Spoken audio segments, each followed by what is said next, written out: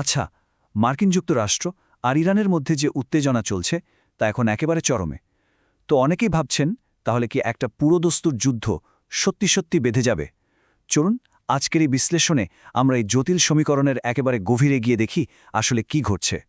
ভাবুন একবার, এই একটাই চরমপত্র, আর তাতেই পুরো পরিস্থিতিটা কেমন যেন অন্যদিকে মোড় নিল।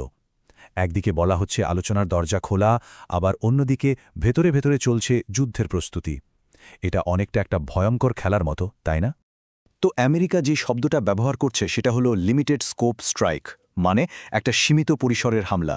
কিন্তু প্রশ্নটা হলো, এই সীমিত শব্দটা কি আসলেই যা শোনাচ্ছে তাই, নাকি এটা শুধু একটা ধোঁয়াশা তৈরি করার চেষ্টা, যার আড়ালে হয়তো লুকিয়ে আছে আরও অনেক বড় কোনো পরিকল্পনা?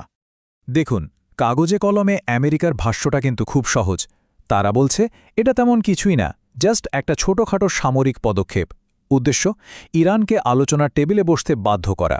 কিন্তু আসলেই কি ব্যাপারটা এত সহজ, নাকি এটা আসলে একটা বড়সড় ঝড়ের আগে শান্ত অবস্থা?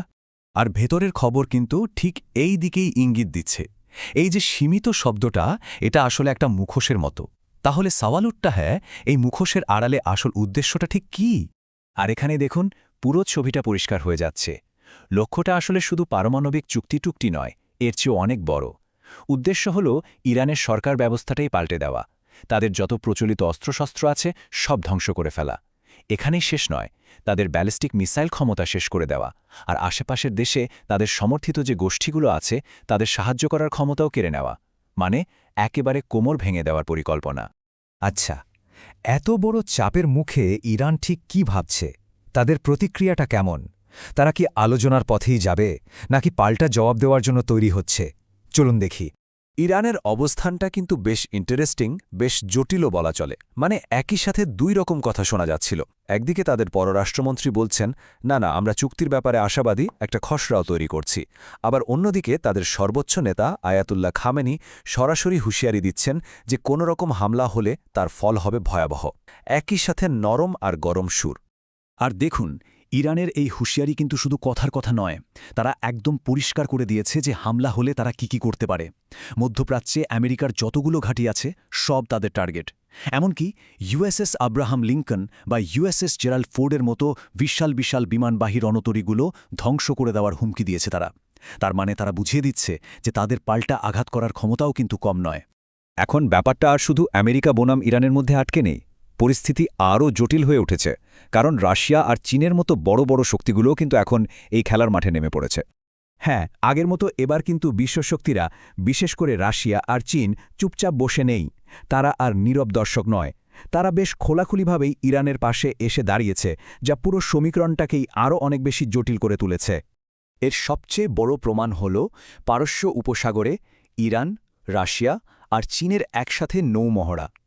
এটা আসলে আমেরিকার জন্য একটা খুব স্পষ্ট বার্তা ছিল। বার্তাটা কি? যে ইরান একা নয়, তার পেছনেও শক্তিশালী বন্ধু আছে। আর এই যে একটা নতুন জোট তৈরি হচ্ছে, এটা কিন্তু মধ্যপ্রাচ্যের ক্ষমতার ভারসাম্যকে খুব দ্রুত বদলে দিচ্ছে। আমেরিকার জন্য এটা একটা বিরাট বড় স্ট্র্যাটেজিক বা কৌশলগত চ্যালেঞ্জ, এতে কোনো সন্দেহ নেই। তাহলে সবচেয়ে বড় যে প্রশ্নটা এখন সবার মনে ঘুরছে, তা হল একটা সোকল্ড সীমিত হামলা কিভাবে দেখতে দেখতে পুরো মধ্যপ্রাচ্যে যুদ্ধের আগুন জ্বালিয়ে দিতে পারে। দেখুন, এই উত্তেজনা কিন্তু হুট করে একদিনে তৈরি হয়নি। এর পিছনে একটা লম্বা ইতিহাস আছে। জেনারেল কাসেম সোলেইমানিকে হত্যা করা, তারপর গত বছর ইরানের শীর্ষ পরমাণু বিজ্ঞানীদের হত্যা, গত জুনে অপারেশন মিডনাইট হ্যামারের মাধ্যমে ইরানের পারমাণবিক স্থাপনায় হামলা, আর আজ আবার নতুন হামলার হুমকি। এটা আসলে একটা ধারাবাহিক উত্তেজনারই ফল। আর এই যে ডমিনো এফেক্টের কথা বলা হচ্ছে, সেটা কিভাবে কাজ করতে পারে ভাবুন একবার। প্রথমে আমেরিকা বা ইসরায়েল একটা হামলা করল, তার জবাবে ইরান সরাসরি তাদের উপর পাল্টা হামলা চালাবে। এরপরই মধ্যপ্রাচ্য জুড়ে ইরানের যত মিত্রগোষ্ঠী আছে তারাও এই যুদ্ধে জড়িয়ে পড়বে। আর তার ফল, পুরো মধ্যপ্রাচ্য একটা ভয়াবহ আঞ্চলিক যুদ্ধের মধ্যে ডুবে যাবে।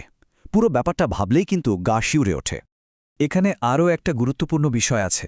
কিছুদিন আগেই তো ইরানের সরকারবিরোধী বিক্ষোভ চলছিল, কিন্তু সূত্রগুলো বলছে দেশের ভেতরে যতই সমস্যা থাকুক না কেন, বাইরের কোনো শক্তির আক্রমণ হলে বা আমেরিকা সমর্থিত কোনো শাসককে চাপিয়ে দেওয়ার চেষ্টা হলে ইরানের সাধারণ মানুষ কিন্তু সেটা মেনে নেবে না, বরং তারা সবাই একজোট হয়ে এর বিরুদ্ধে রুখে দাঁড়াবে। এটা আমেরিকার জন্য একটা বিরাট বড় ভুল হিসেব হতে পারে। এখন চলুন একটু অন্য দিকটা দেখি। এই যে সংঘাতের কথা হচ্ছে, এর প্রভাব কিন্তু শুধু মধ্যপ্রাচ্যের মধ্যেই সীমাবদ্ধ থাকবে না। এর অর্থনৈতিক যে ধাক্কাটা আসবে তা কিন্তু আক্ষরিক অর্থেই পুরো বিশ্বকে কাঁপিয়ে দিতে পারে। আর এই অর্থনৈতিক ঝুঁকির একেবারে কেন্দ্রবিন্দুতে আছে একটা জায়গা, হুরমুজ প্রণালী। এটা বিশ্বের সবচেয়ে গুরুত্বপূর্ণ সামুদ্রিক পথগুলোর একটা। যদি কোনো কারণে এই প্রণালী বন্ধ হয়ে যায়, তাহলে বিশ্ব অর্থনীতিতে যে কি ভয়াবহ বিপর্যয় নেমে আসবে তা ভাবাও যায় না। সংখ্যাটা শুনলে হয়তো আরও ভালোভাবে বোঝা যাবে। সারা বিশ্বে যত তেলের বাণিজ্য হয় তার প্রায় 20%, মানে প্রতি 5 ব্যারেলের 1 ব্যারেল তেল এই একটা প্রণালী দিয়ে যায়। এবার ভাবুন, যদি এটা বন্ধ হয়ে যায় তাহলে কি হতে পারে? পরিস্থিতিটা কল্পনা করাও কঠিন।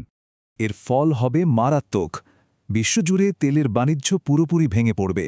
পারস্য উপসাগর আর ওমান উপসাগরের দেশগুলোর ব্যবসা বাণিজ্য সব বন্ধ হয়ে যাবে। এমনকি পুরো মধ্যপ্রাচ্যের অর্থনৈতিক ব্যবস্থাটাই ধসে পড়তে পারে। আর এই সংকট কিন্তু শুধু মধ্যপ্রাচ্যে আটকে থাকবে না, এটা একটা বিশ্বব্যাপী অর্থনৈতিক সংকটের রূপ নেবে। তাহলে পরিস্থিতিটা কোথায় গিয়ে দাঁড়াচ্ছে? একদিকে কূটনীতির একটা ক্ষীণ আশা এখনও টিকে আছে, আর অন্যদিকে যুদ্ধের দামামা বেজেই চলেছে। এই সংকট শেষ পর্যন্ত বিশ্বকে কোন দিকে নিয়ে যাবে, এর উত্তরটা এখনও পুরোপুরি অনিশ্চিত। তবে একটা জিনিস খুব পরিষ্কার, এই সংঘাতের মেঘ কিন্তু পুরো বিশ্বকেই একটা অজানা আর হয়তো বেশ ভয়ঙ্কর ভবিষ্যতের দিকে ঠেলে দিচ্ছে। এখন প্রশ্ন একটাই,